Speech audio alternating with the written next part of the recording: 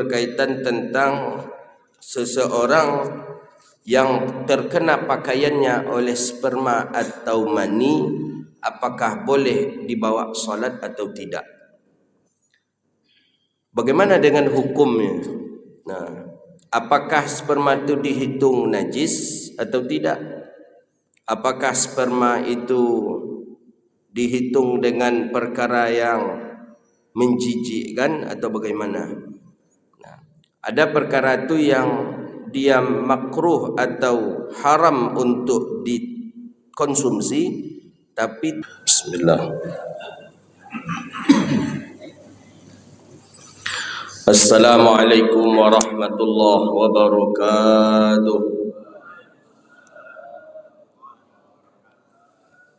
Alhamdulillahilladzi nahmaduhu wa nasta'inuhu wa nastaghfiruh.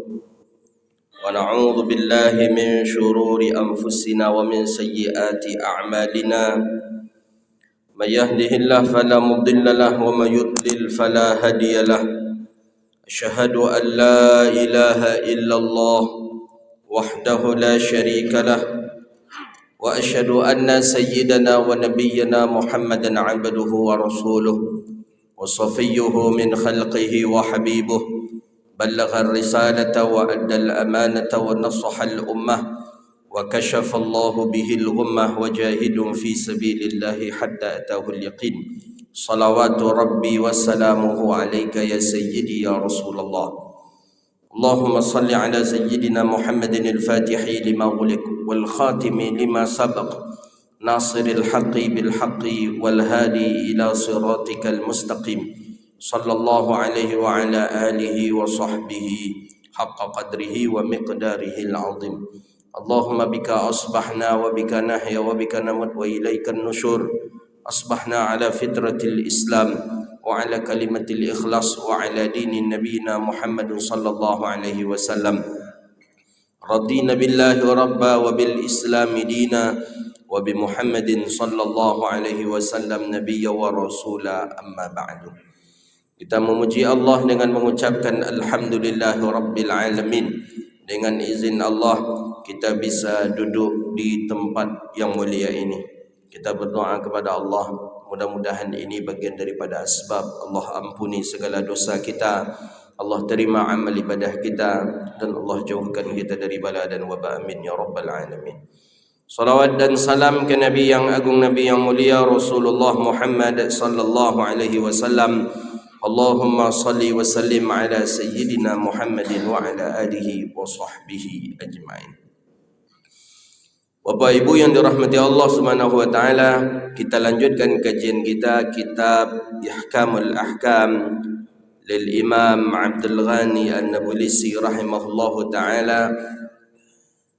Qala hadis an Aisyah radhiyallahu taala anha, hadis daripada Sayyidatuna Aisyah radhiyallahu taala anha qala Rasulullah sallallahu alaihi wasallam qalat kuntu aghsilu janabata min thawbi Rasulillah sallallahu alaihi wasallam fayakhruju ila shalah wa inna buqa'al ma' fi thawbihi.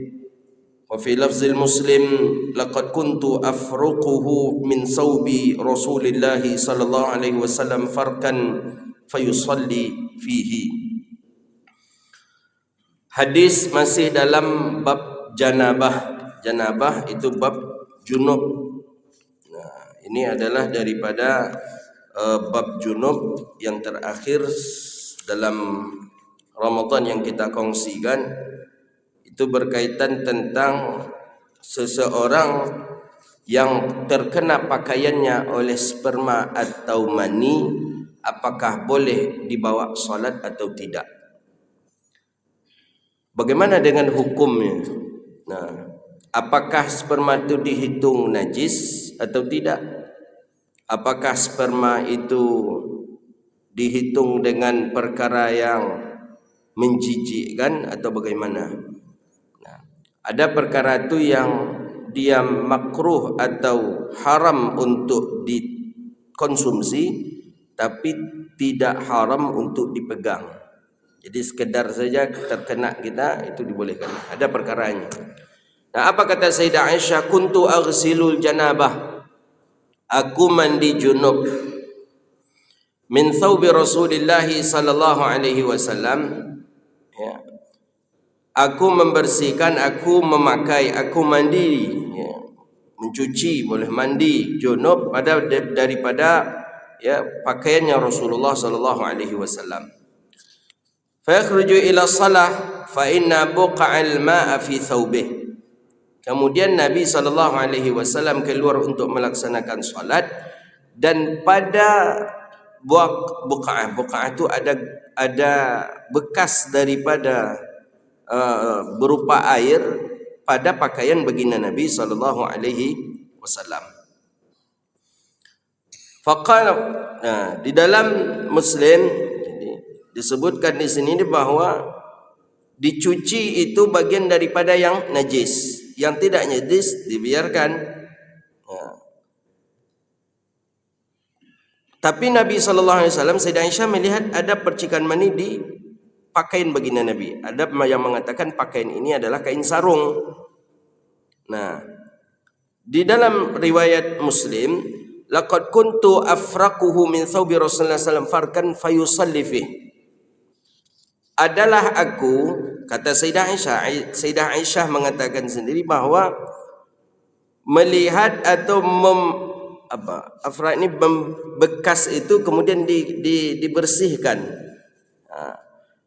daripada pakaian baginda Nabi sallallahu alaihi wasallam akan satu bekas, tapi fayusalli fihi baginda Nabi sallallahu alaihi wasallam salat memakainya. Farkan ini seperti apa ya kalau di kita ya? Umpamanya seperti ada tinta, kalau tinta agak kuat kali warnanya. Ini seperti kalau kita dibantal, pernah bantal kita tu kan jeliu basi, awak tahu jeliu basi? Ilar, liu barih kata orang Minang ni. Kan membuat petanya tu. Macam peta gitu, itu bukan peta, nah ada peta Sumatera, peta Jawanya itu tu. Nah itu itulah yang disebut dengan farkan. Nah baginda Rasulullah SAW ada di kain sarung baginda Nabi itu tu yang macam peta tadi, tapi peta tu terbuat bukan dari iler, bukan terbuatnya dari jiliu basi kata orang Ocu, tapi itu tu terbuatnya daripada sperma, mani. Nah tapi baginda Nabi SAW fayusalli fi, Nabi memakainya salat. Maka dari dalil ini dalam mazhab Syafi'i bahawa sperma itu suci. Sperma itu suci dan tidak najis. Makanya dalam mazhab Syafi'i itu ada dalam matan Suja' itu, matan Takrib itu, apa kata beliau? Dan itu menjadi matan dalam mazhab Imam Syafi'i yang mesti untuk dihafal oleh santri. Wa kullu ma'i'in kharaja minasabilaini najisun. Setiap yang cair yang keluar daripada salah satu dua jalan najisun, itu najis, illal mani, kecuali mani, illa mani.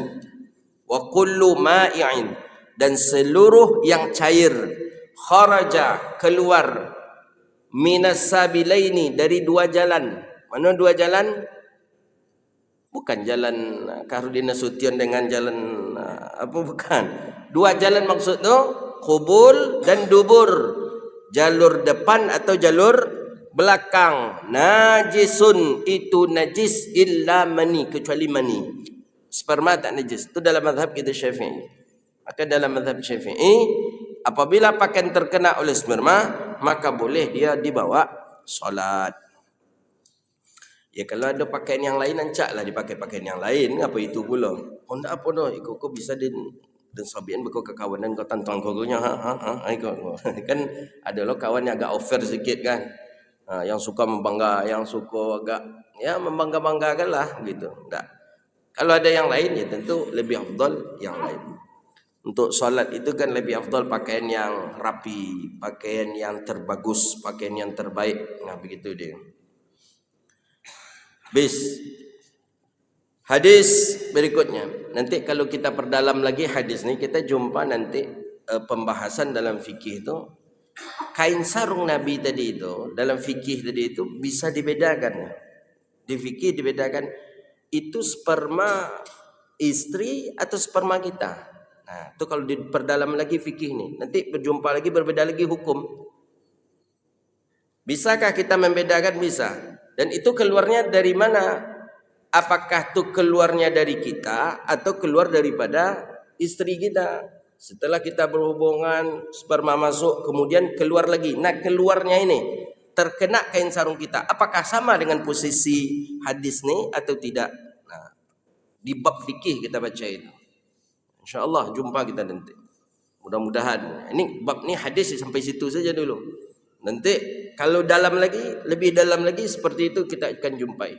Nah, posisi ada daripada yang dianggap najis oleh sebagian ulama, ada tidak. Bahkan sampai kepada posisi bisa diulang mandi lagi atau tidak. Nah, padahal dah siap mandi. Dan selesai mandi tiba-tiba ada lagi keluar. Nah, itu diteliti lagi dulu. Itu punyanya dirinya sendiri kasih istri ini atau punya suami tadi yang keluar. Nah, gitu dia. InsyaAllah. Hadis berikutnya, idza jalasa baina sya'abihal arba'. Hadis daripada Abi Hurairah radhiyallahu anhu anna Nabi sallallahu alaihi wasallam qaal, idza jalasa baina syu'abihal arba'. Apabila duduk seseorang tu di antara arba'. Arba' empat posisi daripada empat anggota, dua tangan, dua lutut. Thumma jahadaha, kemudian ia bermujahadah. Mujahadah ni ya dia agak berusahalah. Faqad wajabal ghusl, maka wajib baginya mandi. Ini bahasa kias Nabi, Pak. Nabi itu bahasa Nabi itu santun, bukan apa ya? Bukan kasar dan bukan porno begitu, tidak. Ya. Vulgar. Bahkan ada sebagian orang kita dengar memang agak vulgar dia. Ya, ada sebagian kiai-kiai itu kalau dia vulgar itu yang ditunggu jemaah ini. Nah, tapi kalau baginda Rasulullah sallallahu alaihi wasallam enggak. Beliau enggak vulgar. Itu buktinya. Idza jalasa syu'abihal arba'. Apabila duduk di antara tulang yang empat, maksudnya dengan dua tangan dan dua lutut, thumma jahadaha. Kemudian ia mujahadah. Mujahadah maksudnya jahadah ini usaha, bergerak atau apa? Faqad wajabal ghusli. Pokoknya intinya hadis gua, apabila seorang hubungan suami istri wajib mandi. Begitu dia. Bukan sekadar rompek aja kemudian mujahadah, kalau nak keluar apa bolehnya? Mandi. Wa illam yunzil. Nah, dikatakan sekalipun ia tidak keluar.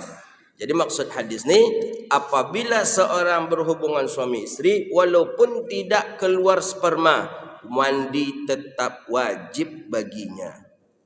Gitu dia. Wujubul ghusl. Hadis itu menjelaskan tentang wajib mandi bagi orang yang melakukan jima. Hadis berikutnya, an Abi Ja'far Muhammad ibni Ali ibni Husain ibni Ali ibni Abi Talib. Hadis di dalam Sunan At-Tirmidzi. Annahu kana huwa wa abuhu 'inda Jabir bin Abdullah wa 'inda qaumin fasa'aluhu 'anil ghusl. Faqala sa'un yakfik. Faqala rajulun ma yakfini. Faqala Jabir kana yakfi man huwa awfa minka sya'aran wa khaira. Yuridu Rasulullah sallallahu alaihi wasallam summa amana fi saubin. Kana Rasulullah yufrighul ma'a ala ra'sihi salasa. Ini diantara pentingnya kita ketika mandi junub itu adalah memasukkan atau mengurai bagian daripada rambut kita. Makanya pertama kali ketika mandi junub, ambil air tadi, pas air tu di atas kepala, mulai kita membaca niat mandi wajib. Nawaitul ghusla li raf'il hadatsil akbari. Dan itu setelah itu dimasukkan tangan ke dalam. Ini bagian daripada perkara yang mesti kita lakukan ketika mandi junub. Setelah itu ambil air lagi, air yang kedua barulah ke badan kita. Nah, itu dikusuk badan kita terlebih dahulu. Nah, makanya ada yang Sunnah-sunnahnya itu istinja terlebih dahulu, wajib bersihkan dulu. Kemudian setelah itu bersiwak kita dulu. Habis itu buang kotoran najis-najis di tubuh kita terlebih dahulu. Itu sunnahnya. Dah bersih badan kita keseluruhannya, dah suci badan kita keseluruhannya, berwuduk, setelah itu barulah mandi wajib. Nah, begitu dia. Itu sunnahnya seperti itu. Jangan langsung pas mandi langsung mandi wajib. Mandi pertama yang masuk, yang tersentuh tubuh kita oleh air langsung mandi wajib. Tidak, bukan seperti itu. Sa' fa yakfik, san yakfik. Jadi Nabi SAW memang sedikit ya, hemat Nabi air. Bisa Nabi mandi junub dengan sedikit air, dengan sa' itu sedikit saja, mungkin beberapa botol aqua gelas paling 3-4 begitulah. Bisa Rasulullah SAW mandi dengan itu. Saya perhatikan orang Sudan. Orang Sudan itu memang irit betul dia. Ya, kita maklum juga Afrika susah air. Itu Masya Allah, wuduknya sedikit aja. Kumur-kumur dengan apa itu bisa kumur. 1, 2, 3. Padahal airnya sekali aja. Kalau di kita enggak, di kita memang 2 bola tangan berjadiin tuh. Memang apa? Alhamdulillah. Daerah kita banyak air. Ya.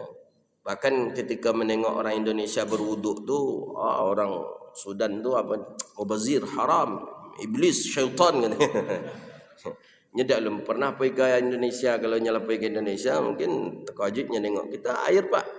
Di atas air, di bawah air, di tengah-tengah air juga banjir. Air, alhamdulillah.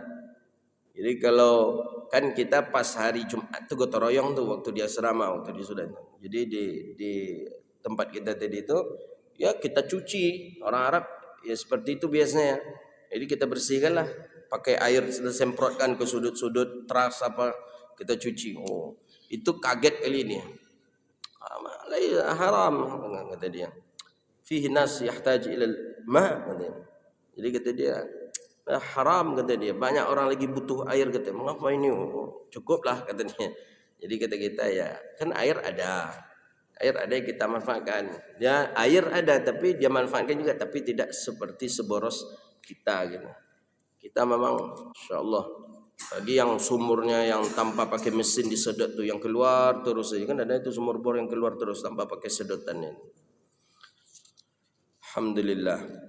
Habis bab junub, bab tayammum. Lama-lama ngaji di junub ke lain bulan dan tauhid ini. Bab tayammum, bab tentang tayammum. An Imran ibni Husain radhiyallahu anhu. Ini Imran bin Husain dalam Sahih Bukhari dan Muslim. Imran bin Husain ini sahabat Nabi SAW yang sakit, lamanya sakit terletak tu ada 30 tahun lamanya. Memang tak bisa apa-apa. Tapi akal beliau tak hilang. Tapi tetap memang terletak aja, tak bisa apa-apa. Selama 30 tahun lamanya Imran ibn Husain merasakan sakit itu. Lama. Saking sabarnya Imran ibn Husain, itulah datang malaikat pun mengucapkan salam kepada Imran ibn Husain radhiyallahu taala anhu. Kemudian dengan kesabarannya Allah beri dia sehat. Nah, Allah beri dia sehat. Jadi 30 tahun ujian. Jarang di kita. Kita biasa kalau lah 10 tahun sakit terletak tu nak ada itu. Bahkan mungkin dia mati je lelenya kan. Ini enggak, 30 tahun. Jadi para sahabat, para tabi'in mengaji ke beliau karena beliau termasuk ahli fuqaha, ahli fikihnya sahabat Nabi SAW. Jadi setiap datang sahabat, datang tabi'in bertanya kepada Imran ibn al-Husain radhiyallahu taala anhu. Apa kata hadis, kata Imran bin Husain, anna Rasulullah sallallahu alaihi wasallam ra'a rajulan mu'tazilan. Nabi melihat seseorang yang sedang mu'tazil, yang sedang mengasingkan diri. Mu'tazil, mengasingkan diri. Walam yusalli fil qaumi, dan dia tidak salat dengan seorang kaum. Jadi maksudnya orang salat, ada suatu orang yang tidak salat, pada orang salat berjamaah. Faqala, Nabi tanya, ya fulan, ma mana'aka an tusalliya fi qaumi? Ya fulan, ma mana'aka, apa yang mencegahmu untuk salat bersama manusia? kenapa engkau tak solat berjamaah? Apa masalahnya? Apa pasalnya? Faqala, dijawab oleh laki-laki itu, ya Rasulullah, asabni janabah wala ma. Ya Rasulullah, aku ni junub, wala ma, nak mandi wajib air tak ada, makanya aku belum solat. Nah, Masya Allah, ni memang laki-laki ini ketika itu tu mengasingkan diri itu belum tahu hukum. Macam mana boleh tak solat tanpa pakai mandi? Bagaimana ni, bisa tak? Wuduk ni bisa saja tak tayamum padahal belum mandi junub? Nah, begitu. Mestinya kita berterima kasih kepada laki-laki yang mengasingkan diri ini, karena beliau dah tahu kita hukum. Kalau tak ada beliau, tak tahu kita hukum. Nah, apa jawaban Nabi? Faqala, ya, ini bisa saja terjadi ni Pak. Bisa saja terjadi. Lampu mati dari maghrib. Pernah kita terjadi kan? Genset pun kita tak punya. Air di masjid pun kondisi macam itu. Mati, tak ada lagi air. Nak dibeli di warung, warung pun tutup. Waktu subuh nak habis, awak junub pula. Tak ada cek je apa yang kedapet tu. Ini bisa terjadi ni Pak. Bisa saja terjadi. Minta kayu tetangga untuk inyo pula, untuk mandi junub inyo labi pula. Jadi apa cara kondisi seperti ini jika terjadi? Ya, sudah terjadi di zaman sahabat, sudah terjadi. Zaman kita bisa Pak, bisa terjadi. Mati lampu, tumbang pohon kayu umpamanya, putus jaringan listrik. Itu ada sehari kita tak hidup listrik. Kita tank persediaan air habis pula. Tak ada lagi. Tak mungkin kita beko je lah, kodo je lah beko lagi. Boleh seperti itu. Sedangkan subuh masih ada. Kita sudah bangun, cuman posisi dalam keadaan junub. Wala ma, aku ni junub ya Rasulullah, kata kawan yang seorang yang tidak ikut solat berjamaah tadi. Ya, terima kasih banyaklah Pak lendak semayang waktu itu kan. Maka muncul hukum. Faqala, apa kata Nabi SAW? Alaika bis-sa'id fa innahu yakfik. Kata Nabi SAW, alaika bis-sa'id, ya, engkau, alaika, bagimu, sa'id. Sa'id ni tanah yang ada debu. Makanya dalam Al-Quran itu dikatakan apa? Wa illam tajidul fa illam tajidul ma'an fatayammamu sa'idan tayyib. Sa'id, ada sa'id di sana. Sa'id itu tanah ada debu tapi suci tanahnya. Jangan tanah yang bercampur kotoran. Itu tanah bercampur kotoran walaupun ada debu, itu tak boleh dipakai tayamum. Fa innahu yakfik, maka sesungguhnya itu memada untuk engkau. Boleh, cukup. Kalau engkau ada tanah yang suci, ada debu, maka itu cukup bagi engkau. Maksudnya apakah dengan tanah itu kita lumuri tubuh kita? Bukan. Maksud hadis itu apa? Tayamum. Disebabkan karena air tidak ada. Tapi jika air ada, didapati air dan waktu salat masih ada, wajib kita mandi dan wajib ulang salat balik. Walaupun kita sudah salat tadi dengan tayamum. Nah, begitu dia. Ma mana'aka an tusalli fi qaumin. Jadi ini isti'malul adab was sunnatu fi tarkil julusul insan indal musalli idza lam yusalli ma'ahum. Ini bagian daripada adab dan sunnah ya, agak menjauh sedikit ketika orang solat berjamaah dan kita tidak solat. Jangan duduk pula kita di saf tu, agak berjarak kita sedikit. Nabi menengok, ma manakan tusalli. Jadi dalam satu riwayat itu, alasta bi rajulin muslim. Nabi tanya dulu, apakah engkau seorang muslim? Kata Nabi. Ma'am qaumin an tusalli ma manaka alasta bi rajulin muslim? Naam. Apakah engkau seorang muslim? Naam, ya. Nah, makanya kalau kita bertanya, ada ditanya oleh orang, Pak, Bapak Islam, Pak? Jawabannya, naam, iya. Pak, Bapak Islam, Pak? Yo, gitu. Jangan ragu-ragu. Pak Islam, Pak? InsyaAllah. Tak boleh di situ insyaAllah. InsyaAllah apa? InsyaAllah, kini kau, yo, berkontak lah. Nanti kacau macam tu. Makanya kalau orang bertanya, hal anta muslim? Naam. Jawabannya, engkau Islam? Iya. Begitu dia jawabannya. Jangan pakai, Pak Islam, Pak. Tunggu, coba tengok KTP dan apalah ketulis di KTP ya kata dia. Tak boleh. Maka di sini dikatakan, alasta birajulin muslim? Bukankah engkau seorang muslim? Naam. Iya. Nah, gitu dia. Jadi jangan robah-robah kalau ada orang bertanya tentang agama kita. Pak Islam, Pak? Ya. Nah, begitu. Jangan Pak Islam, Pak, insya-Allah. Nah, di situ tempat insya-Allah. Nah, begitu. Hal anta muslim? Iya. Kata Nabi, "Mamanaka? Kenapa engkau tidak salat?" Nah, dijawablah, "Asabani janabah." Aku ni junub, wala ma, dan aku tidak ada air. Nah, jadi di sinilah dikatakan bahwa ya, dengan adanya tayamum itu membolehkan dia untuk solat. Tapi sebagian dalam mazhab bukan berarti itu penggugur daripada kewajibannya mandi. Jadi nanti dia setelah dia dapat air, dia tetap untuk mandi. Karena ada di sini dikatakan ayakuna i'tiqada annal junuba la yatayammam. Orang junub dia tidak bertayamum. Itu pertama. Ya, ini khilaf juga di sini. Ala yakuna aliman masyadid. Kemudian mesti juga dia ni harus yang alim, faham tentang ahkam daripada ahkam junub.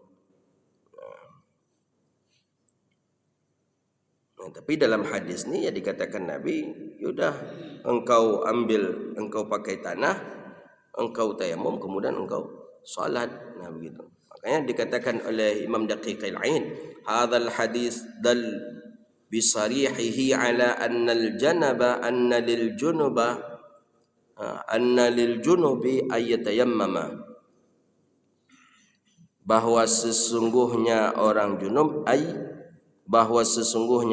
junub bahwa bagi orang yang junub bahwa bertayamum dia. Lam yakhtalif fihi al-fuqaha, bahkan kata Imam Daqiqil Aid tidak diperselisihkan oleh para ahli fuqaha.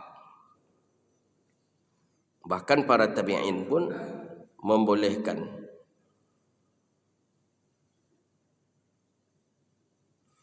Hadis berikutnya, ba'athani Nabi SAW an Ammar ibn Yasir, daripada Sayyidina Ammar bin Yasir radhiyallahu ta'ala anhu maqala ba'athani Nabi sallallahu alaihi wasallam fi hajatin fajnabtu falam ajidil ma. Nabi mengutus aku, kata Ammar bin Yasir, untuk melakukan suatu hajat. Ba'athani Nabi sallallahu alaihi wasallam fi hajatin fajnabtu, dan aku pun junub. Falam ajidil ma, air tidak aku dapati. Fatamarragtu fis sa'id kama tamarragud dabbah. Nah, ni seperti pemikiran kita. Air tidak ada. Nah, jadi bagaimana caranya? Akhirnya dilumurilah tubuhnya dengan tanah. Bahkan seperti tamarrugud dabbah, seperti binatang ternak yang mengubangi tubuhnya dengan tanah, macam kerbau lah begitu. Habis seluruh tubuhnya dengan tanah. Karena tak ada air, anggapan dia tanah bisa pengganti daripadanya. Sebenarnya ribut juga tu. Kalau lah berluluk atau apa, belum membasuh luluk tu lah. Kan susah kan? Mengapa? Maka oleh kerana itu bukan cara melumuri tubuh dengan lumpur, bukan itu cara pengganti air untuk tayamum. Tapi ini pernah dilakukan beliau oleh Sayyidina Ammar bin Yasir. Thumma ataitu Nabi sallallahu alaihi wasallam. Kemudian datang beliau kepada Nabi sallallahu alaihi wasallam. Thumma ataitu, kemudian aku datang kepada Rasulullah sallallahu alaihi wasallam. Fa zakartu zalika, dan aku ceritakan kepada Sayyidina Rasulullah sallallahu alaihi wasallam. Dulu sahabat melakukan sesuatu, mentok-mentoknya datang Rasulullah untuk bertanya. Itu enaknya. Aku datang ke Rasulullah untuk mengadukannya. Sahabat tak malu, Pak. Sahabat memang tujuan bertanya ke Rasulullah itu untuk ilmu. bukan untuk hal-hal yang lain, enggak, untuk ilmu saja. Bukan nak mencari proyek apa, enggak. Datang ke Rasulullah tu nak bertanya tentang ilmu. Kini ada datang ke ustaz yang minta mutasi, minta proyek, itu gini datang. Tak jabatan. Kalau dulu enggak, datang ke Rasulullah enggak ada minta untuk ilmu saja. Dilaporkan, ya Rasulullah, aku ni junub ya Rasulullah. Air tak ada. Aku melumuri tubuhku seperti dabah, seperti binatang ternak, seperti kerbau yang melumuri tubuhnya dengan lumpur. Maqala innama yakfika an taqulu biyadayka hakadha. Apa jawaban Nabi SAW? Hanya saja sesungguhnya kata Rasulullah, ya yakfika, cukuplah engkau dengan melakukan seperti ini, kata Nabi. Seperti apa? Daraba biyadayhil ard, Nabi pukulkan ke bumi, darbatan wahidatan, summa masyaha shimalu 'ala al-yamin. Kemudian dari menyapu Rasulullah sallallahu alaihi wasallam, menyapu daripada menyapu daripada wajahnya, shimalu 'ala al-yamin, ya. Zahira kafai, dengan batin telapak tangan, wa wajh, dengan batin telapak tangan, wa wajhahu, dan wajahnya. Jadi batin telapak tangan ni saja. Kemudian dengan wajah. Jadi wajah, zahiril kaffai wa wajhi, dengan zahiril wajah, dengan zahir telapak tangan. Itu saja dia. Nah, ini dalil yang dijadikan oleh Ustaz Wahaboy rukun wudu. Jadi katanya berapa rukun wudu? Jadi kata Ustaz Wahaboy itu, nah, basuh wajah dan tangan aja katanya. Tak salah begitu dia. Dalam hadis ni wajah dan kaf, tangan. Tapi di dalam hadis yang lain disebutkan mashun, ya, menyapu wajah di sana itu seperti dengan menyapu wajah, ya, dengan keadaan seperti sadat. Ya, maksudnya dengan seluruhnya terkena dia. Begitu dia. Sekali saja. Dan bukan seperti orang memakai bedak, ambil tanah tegikan. Enggak, bukan seperti itu. Dan bukan harus pula berbekas seperti itu, enggak, misalnya gitu. Nah, cuma terpegang dia oleh tangan kita. Nah, kemudian dengan tangannya,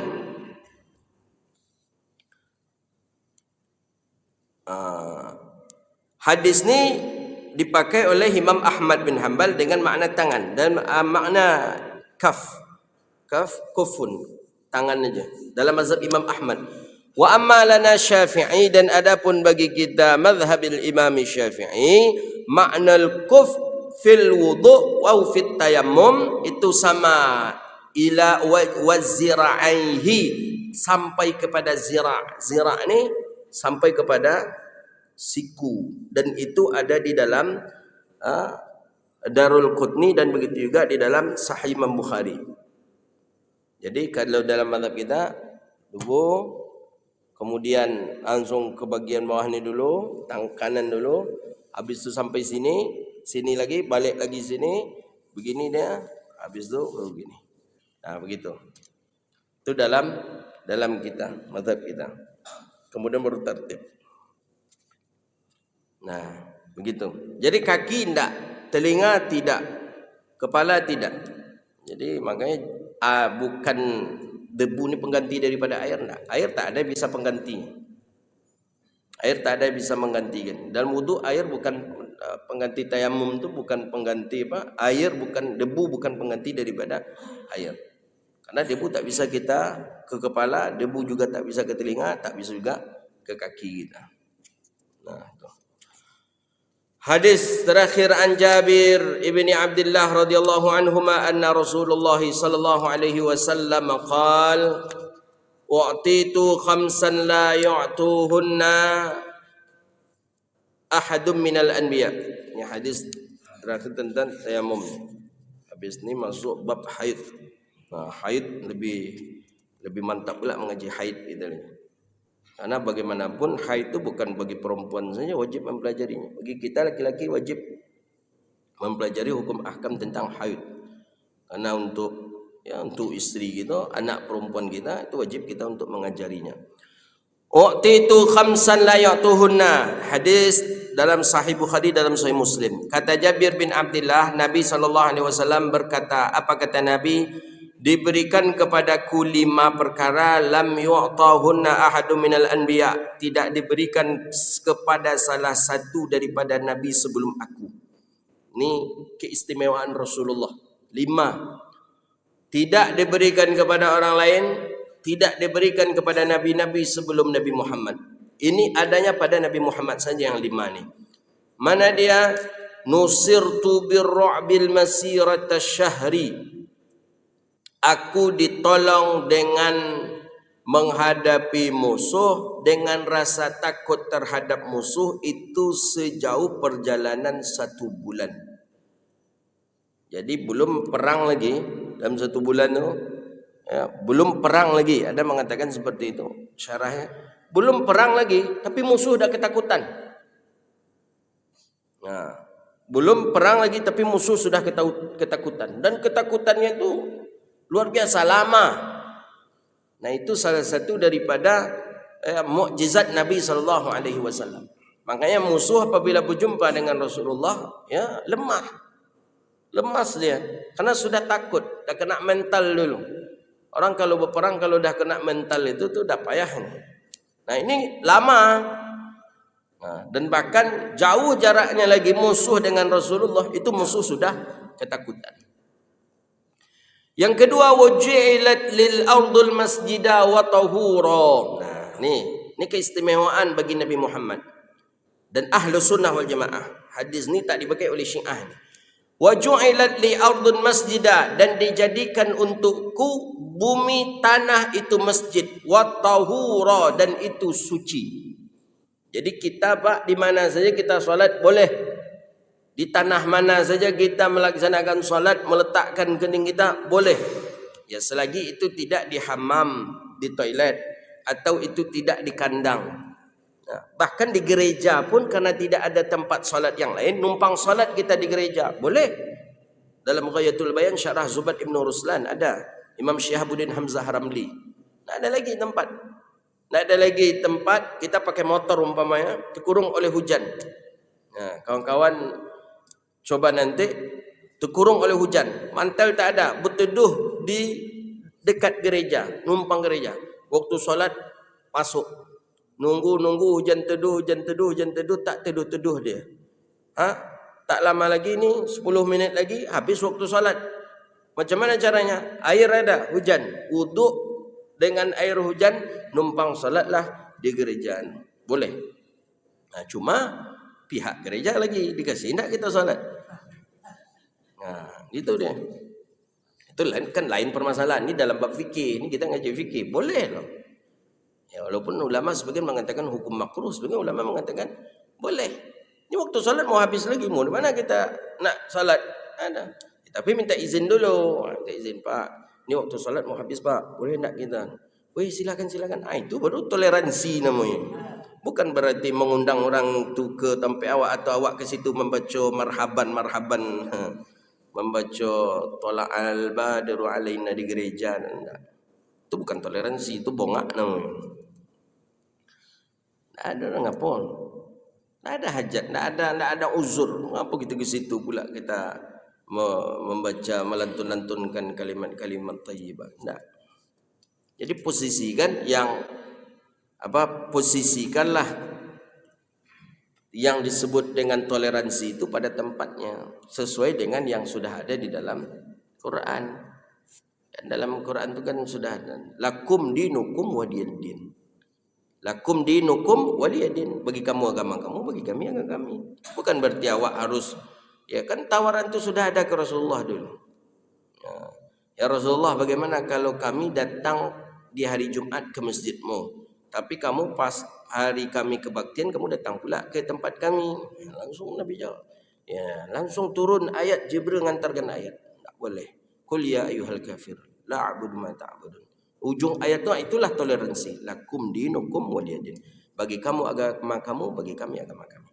Tapi tidak pernah Nabi bahkan melarang kita untuk menghina agama lain. Cek dalam hadis itu ada.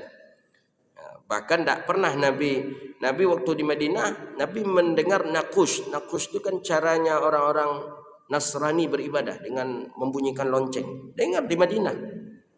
Nampak pula api orang-orang Yahudi Majusi. Itu kalau dah ada api itu dari tempat yang tinggi di menara itu tanda Majusi ibadah. Tak ada Nabi perintahkan pecahkan loncengnya, matikan apinya, dirikan azan. Tidak. Nabi suruh, kata Nabi, orang Yahudi pakai lonceng, Majusi pakai api. Kita kaum muslimin untuk salat, azan. Ya Bilal, dirikanlah azan. Itu dia. Itu toleransinya Rasulullah. Jadi Nabi kita itu bukan anarkis, bukan pula Nabi kita itu teroris. Enggak. Nabi kita rahmatan lil alamin, rahmat untuk seluruh alam. Nah itulah maka mudah dakwah Nabi diterima oleh semua orang. Mudah dakwah Nabi diterima oleh Yahudi Madinah. Mudah. Padahal Yahudi Madinah itu susah untuk memasukinya, tapi Nabi bisa masuk. Dengan apa? Dengan akhlak, dengan adab. Itulah Sayyidina Rasulullah sallallahu alaihi wasallam. Wa ju'ilat li ardil masjidah. Kita boleh ahli sunnah wal jamaah nak solat ke mana saja, kita cari masjid, cari musola boleh. Syiah tak? Kalau Syiah dia sujud cukup ke satu tanah tu saja. Tanah yang sudah dicetak, itulah tanah Karbala. Jadi kalau lihat Syiah ke mana-mana pasti bawa batu tu dia di sakunya. Ada batu sebesar inilah. Itu diletakkan di depannya, salat dia ke atas batu tadi. Kalau tak ada batu tu Syiah susah solat. Itu dia. Karena menurut Syiah jidat ni berhak diletakkan di tanah yang paling suci. Menurut dia tanah yang paling suci itulah dia. Tanah Karbala. Kalau di kita tidak, ahli sunnah wal jamaah di mana saja tanah ciptaan Allah ni suci, boleh untuk kita letakkan jidat kita. Fayyuma rajulin min ummati adraktu salat falyusalli. Kemudian siapa saja di antara kita yang mendapati waktu salat masuk, maka hendaklah dia salat. Wa uhilat lil maghanimu wa la tahilla li ahadin qabli. Dan dihalalkan bagiku binatang ternak dan tidak dihalalkan bagi sebelum aku. Jadi nabi-nabi sebelum Nabi Muhammad itu binatang ternak tidak halal untuknya. Tapi di umat Nabi Muhammad, di Nabi Muhammad binatang ternak halal. Kambing kah, kerbau kah, sapi kah. Wa u'titu syafa'ah, aku diberikan bagiku syafa'ah. Wa kana an-nabi yub'atsu min qaumi khassah wa bu'ustu lin-nasi 'amatan. Dan para nabi diutus kepada umatnya tertentu saja, tapi aku, kata Nabi, diutus untuk umat keseluruhannya. Nah, ini salah satu di antara mukjizat baginda Rasulullah sallallahu alaihi wasallam. Nah, mudah-mudahan dengan kita menjadi umat Nabi Muhammad SAW, kita menjadi orang yang lebih bangga lagi dengan Islam, lebih bangga lagi dengan Islam yang ada pada diri kita. Mudah-mudahan Allah istiqamahkan kita dengan iman dan Islam, dan Allah wafatkan kita dalam keadaan Islam dan dalam keadaan beriman. Wallahu a'lam bissawab. Ada pertanyaan silakan. Ada.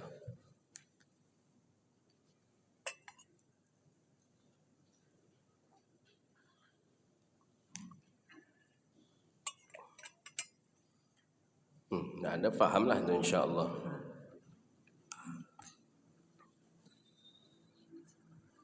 Tak ada. Tak ada, faham. Alhamdulillah. Tentang junub lah, tentang tayammum lah, tentang haid lagi insya-Allah. Haid ni penting. Haid berapa paling kurang haid? 1 hari 1 malam. Berapa paling kebiasaan 6 hari 7 hari seminggu. Paling lama berapa? 15 hari. Kalau hari berikutnya keluar juga dia lagi darah apa namanya, kita harus tahu gitu. Wajib salat atau tidak. Kemudian nanti jumpa lagi darah nifas, darah istihadhah, darah wiladah. Kita harus tahu gitu. Harus faham gitu. Karena nanti dengan itu tuh jumpa kita dengan hukum-hukum salat. Orang haid apa saja yang wajib baginya untuk salat. Gitu. Jadi fikih ini begitulah ini. Kalau ngaji hadis, syarah dengan fikih. Nah, jadi ada fikih, ada hadis nyumpah dia. Nah, nanti ada lagi tasawuf, nanti ada lagi tauhid. Nah, itulah disingkat dengan tastafi. Tastafi, tasawuf, tauhid, fikih. Nah, itu dia. Dan itu perlu, tiga itu pondasi kita dalam beragama. Ada tasawuf, ada syariat, fikih, ada iman, tauhid, ada tasawuf, ihsan. Nah, itulah hadis yang ditanyakan oleh Jibril alaihi salatu wassalam kepada baginda Rasulullah sallallahu alaihi wasallam. Nah, gitu dia. Jadi kita ni dalam beragama suci itu pertama kali. Makanya ada istilahnya istinja. Kemudian setelah itu, setelah bersuci barulah mengerjakan segala perintah daripada Allah Subhanahu wa taala. Apapun daripada jenis ibadah, hampir lebih dituntut kita terlebih dahulu untuk berwudu, bersuci. Apapun, dengan tawafnya begitu juga, sa'inya begitu juga. Apalagi baca Quran begitu juga, i'tikaf di masjid begitu juga. Lebih dituntut kita suci. Maka Islam itu suci, Islam itu bersih, nazif, bersih, suci. Makanya susah orang menandingi kebersihan, kesucian daripada Islam. Maka saya sebenarnya tak cocok juga dengan ada orang yang mengatakan orang Eropah lebih mempraktekkan Islam ni dibandingkan orang Islam sendiri. Saya tidak setuju saya dengan kalimat itu. Jadi ada seorang tokoh profesor bilang, ya, orang Eropah itu lebih mengamalkan hadis Nabi dibandingkan dengan kita umat Islam. Bagaimana mungkin orang kafir lebih mengamalkan hadis Nabi, lebih mengamalkan sunnah Nabi ketimbang dengan kita? Tak kan ada ini. Jadi ada katanya bahwa ya lebih enak, lebih nyaman hidup di daerah yang banyak kafir dibandingkan dengan Muslim. Itu kalimat-kalimat yang sebenarnya meremehkan Muslim saja. Takkan mungkin. Mencari makanan yang halal saja payah di situ. Takkan mungkin gitu. Anta kok inya soto pula memakan itu, nak tahu gitu kan? Makanan halal aja payah. Tak usah kita jauh-jauh ke Eropah itu lagi, pergi ke Singapura aja gitu.